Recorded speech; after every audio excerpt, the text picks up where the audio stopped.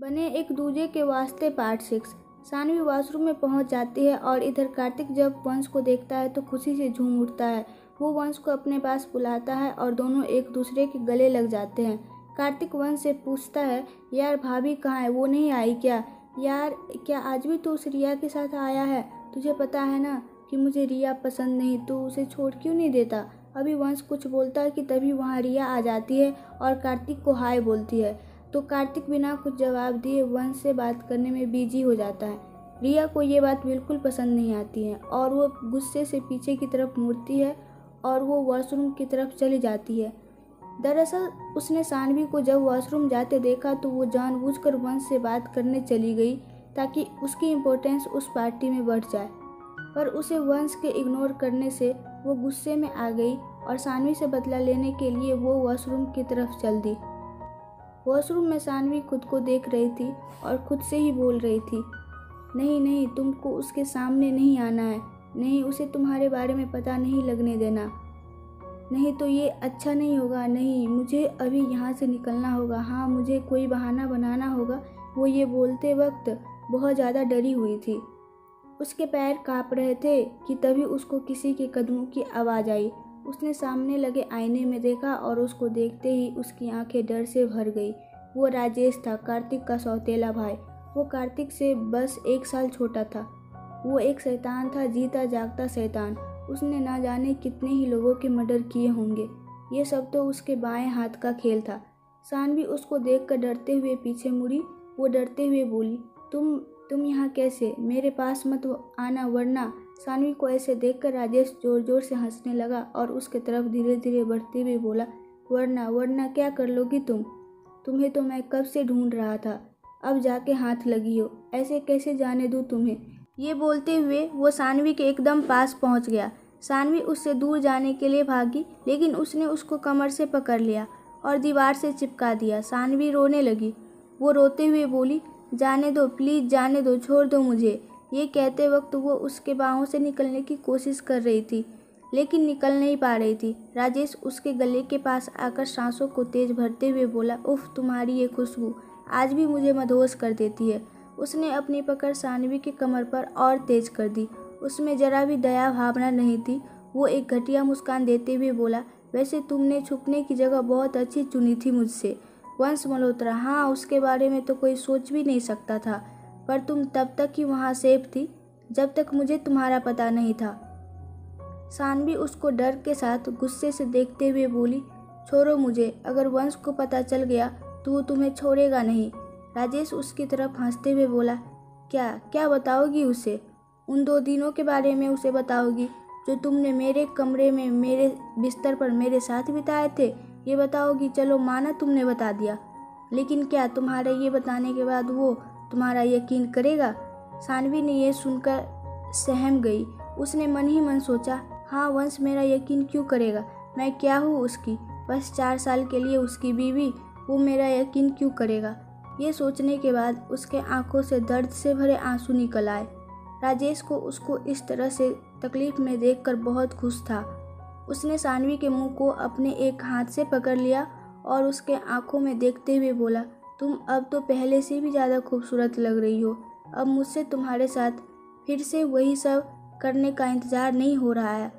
सानवी उसके सीने पर अपने हाथों को जोर जोर से मारते हुए बोली, छोड़ो मुझे, घटिया इंसान, छोड़ो। तभी राजेश का फ़ोन रिंग किया। उसे एक कॉल आई। उसको सुनकर वो बोला, मैं अभी आधे घंटे में पहुंचता हूँ। ये बोलकर उसने कॉल कट कर दी और उसने सानवी के दोनों हाथों की कलाइयों को पकड़कर बोला, नेहा। ये नाम सुनकर सानवी एकदम शांत हो गई। वो उसको फिर से डर से देखने लगी। वो मुस्कुराता हुआ बोला, हाँ नेहा, वो सिंगापुर में है ना? सानवी उसको डर से भरे हैरान नज़रों से देख रही थी। उसको ऐसे देखते हुए वो बोला, क्या हुआ, हैरान हो? मुझे कैसे पता चला उसका? मुझे तो ये भी पता है कि वो कब क्या करती है। मेरे आदमी उस पर हर वक्त नज़र रखे हुए हैं। जब तुम अचानक से गायब हो गई तो मुझे लगा कि कभी न कभी तो तुम उससे मिलने ज़रूर जाओगी, लेकिन तुम तो यहीं थी मेरी आंखों के नीचे और मैं तुम्हें ढूंढ भी नहीं पाया। अगर अब तुमने मुझसे दूर भागने की कोशिश भी की, तुम्हारी एकमात्र बचपन की दोस्त नेहा, तुम्हारी सुख दुख की साथी नेहा को मेरे आदमियों का खिलौना बनने में देर नहीं लगेगी, समझी। अभी वो ये सब बोल ही रहा था, तभी बाहर से उसका एक आदमी आया और उसने उसके कानों में कुछ कहा। उसके बाद राजेश ने सानवी को छोड़ दिया और बोला, तुम्हारा पति तुम्हें ढूंढते हुए आ रहा है, अपना चेहरा ठीक कर लो, मैं तुमसे जल्दी ही मिलूंगा डार्लिंग। ये बोलकर उसने सानवी के होठों को अपने अंगूठे से छुआ और फिर मुड़कर चला गया। उसके जाने के बाद सानवी वहीं फर्श पर बैठ गई और रोने लगी। रिया ने छुपकर ये सब देख लिया था। उसे कुछ सुनाई तो नहीं दिया, लेकिन वो एक नफरत भरी मुस्कान के साथ बोली, मुझे नहीं लगा था कि ये मौका इतनी जल्दी मुझे मिल जाएगा। अब तुम देखना सानवी, तुमको मैं कैसे बर्बाद करती हूँ। ये बोलते हुए वो वहाँ से चली गई।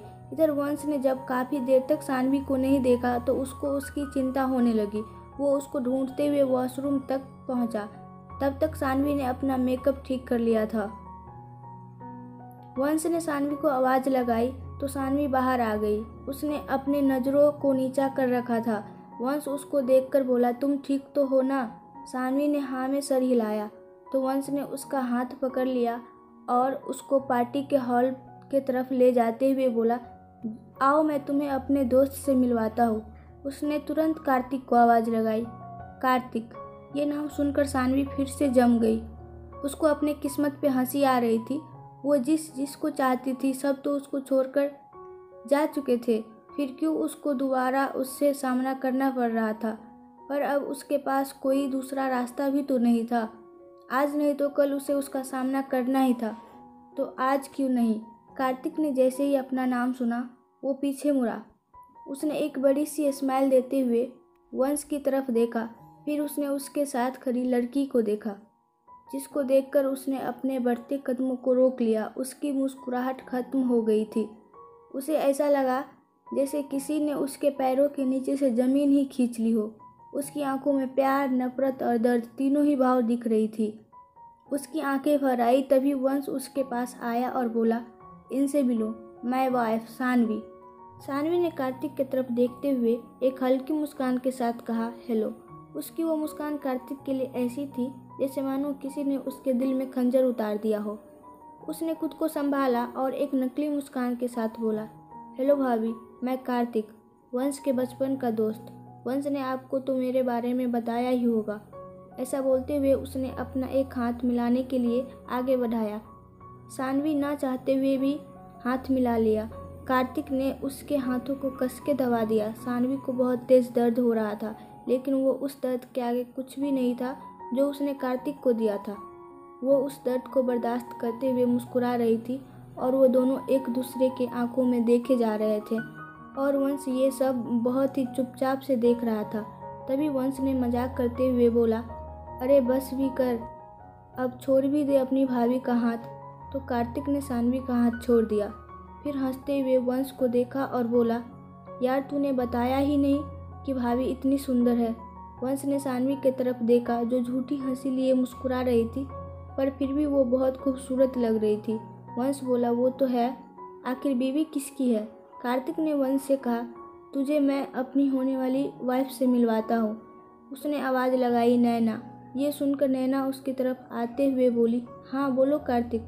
कार्तिक ने कहा, इनसे मिलो, ये है वंश और इनकी वाइफ सानवी। नैना ने जब सानवी को देखा तो वो बहुत ज़्यादा डर गई। डर के कारण उसकी जबान लड़खड़ाने लगी। वो डरते हुए बोली, हेलो, आपसे मिलकर अच्छा लगा। सानवी ने भी उसको देखकर स्माइल किया और हेलो बोला। तभी उनके पीछे से किसी की आवाज़ आई, अरे भाई यहाँ क्या हो रहा है। सभी लोग उस दिशा में देखने लगे। वो आवाज़ रायचंद ग्रुप के चेयरमैन विकास रायचंद की थी। रायचंद ग्रुप बिजनेस वर्ल्ड में जाना माना नाम था, पर पिछले कुछ सालों से उनकी कंपनी की हालत कुछ ज़्यादा अच्छी नहीं चल रही थी। वो धीरे धीरे उन लोगों की तरफ आया और वहां आकर वंश की तरफ देखकर बोला, ओह तो मिस्टर वंश भी आए हैं यहाँ। फिर उसने सानवी की तरफ देखा। वो उसको वहाँ देखकर घबरा गया। उसको इस तरह से देखकर नैना ने उसका हाथ धीरे से पकड़ लिया और उसको शांत रहने का इशारा किया। कार्तिक ने वंश से कहा, वंश इनसे मिलो, ये है मेरे होने वाले फादर इन लॉ। उन दोनों ने एक दूसरे को हेलो किया। कार्तिक बस एकटक सानवी को देखे जा रहा था।